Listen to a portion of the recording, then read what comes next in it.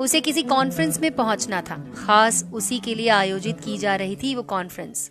वो अपनी सीट पर बैठा और जहाज उड़ गया।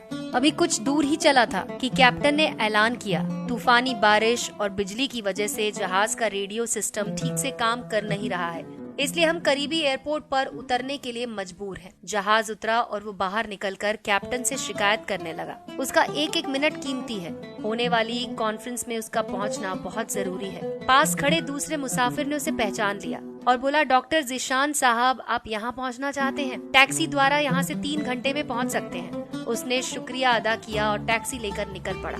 लेकिन ये क्या, आंधी, तूफान, बिजली, बारिश ने उसका चलना मुश्किल कर दिया। फिर भी वो चलता रहा। अचानक ड्राइवर को एहसास हुआ कि वो रास्ता भटक चुका है। नाउमीदी के उतार चढ़ाव के बीच उसे एक छोटा सा घर दिखाई दिया। इस तूफान में वही गनीमत समझिए कि गाड़ी से नीचे उतरा और दरवाजा खटखटाया। अंदर से आवाज आई, जो कोई भी है अंदर आ जाए। दरवाजा खुला है।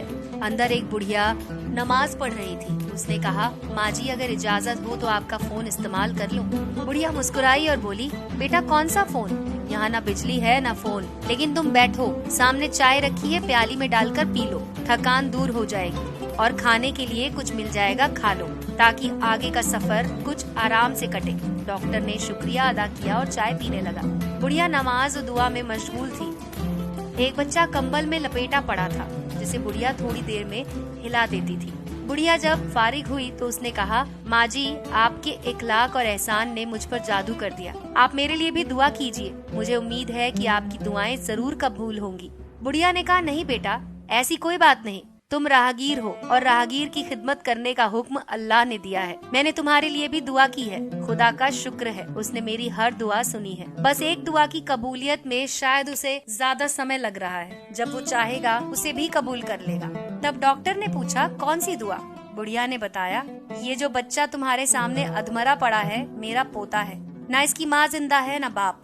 इस बुढ़ापे में इसकी जिम्मेदारी मुझ पर है। डॉक्टर कहते हैं इसे खतरनाक मर्ज है जिसका वो इलाज नहीं कर सकते। कहते हैं एक ही नामवर डॉक्टर है, उनका नाम है जिशान, वो इसका ऑपरेशन कर सकते हैं। लेकिन मैं बुढ़िया कहाँ उस तक पहुँच सकती हूँ? जाऊँ भी तो पता नहीं वो देखने पर राजी हो या नहीं। अल्लाह से दुआ है कि मेरी मुश्किल आसान कर दे।